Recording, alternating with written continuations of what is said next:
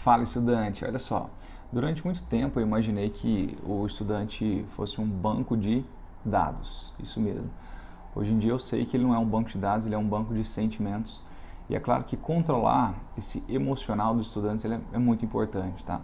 Equilíbrio emocional é tão importante quanto conteúdo, quanto estratégia, performance, método.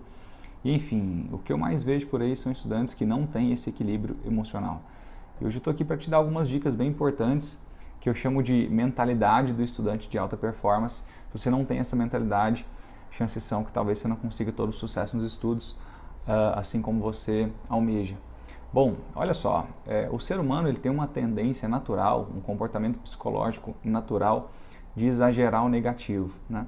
Então toda vez que a gente vê alguma coisa negativa, a gente tende a exagerar, né? Um acidente no trânsito, uma morte, um fracasso, qualquer tipo de coisas negativas que aconteçam com alguém, a gente tende a exagerar demais isso. Isso sempre é motivo de muita discussão, muita conversa, né? A gente fica horas e horas conversando sobre aquilo que é ruim e não necessariamente a gente conversa horas e horas sobre aquilo que é bom.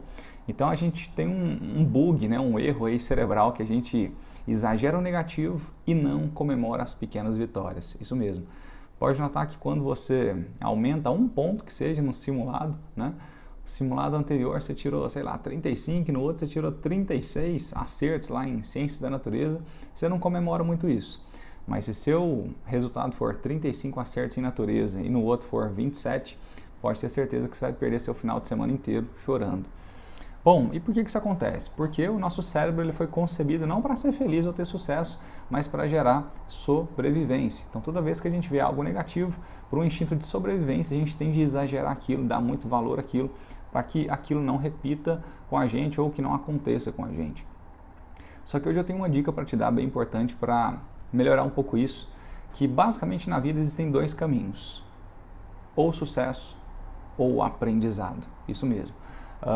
Talvez você estava esperando que eu fosse dizer fracasso, né? Na vida existem dois caminhos, ou o sucesso ou o fracasso, mas não é isso, tá? Na minha cabeça, e eu não aprendi isso, tá? Assim, do nada, realmente eu fui estudando programação neurolinguística, PNL. Se você não conhece o PNL, te recomendo que leia um pouco sobre. Então a PNL diz que na vida ou existem sucessos ou existem aprendizados. Então, basicamente, quando eu saio mal num simulado, quando eu não passo no vestibular, ou quando eu saio mal numa prova, a minha primeira intenção é de chorar, né? Eu vou chorar, vou ficar triste em relação àquilo. Só que, basicamente, quando você entende que ou existe sucesso ou existe aprendizado, você sabe que aquela prova que você saiu mal, você precisa pegar aquela prova e descobrir aquilo que você errou. De fato, pegar aquela prova, corrigir completamente aquela prova e descobrir quais foram os seus erros, para que eles não se repitam em outra prova. Então, basicamente, o erro nada mais é que uma ferramenta de aprendizado. E quando eu encaro o erro assim, eu tenho a chance de me desenvolver muito mais, não só enquanto estudante, mas quanto ser humano. Basicamente a gente erra o tempo todo na nossa vida, tá? Não só no campo estudantil, mas enfim, no campo familiar, no campo profissional, a gente comete erros. Mas basicamente, se a gente encara o erro como uma ferramenta de aprendizado e não como uma ferramenta de sofrimento, chances são que você vai se desenvolver muito mais. Tá?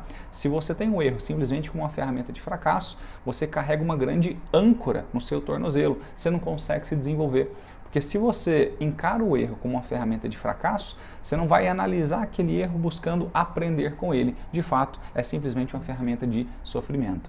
E se o erro te servir apenas como uma ferramenta de sofrimento, chances são que você amanhã não será a sua melhor versão. Fica a minha dica, tá? Na vida só existem dois caminhos, ou o sucesso ou o aprendizado. Um forte abraço e até o próximo vídeo. Vamos!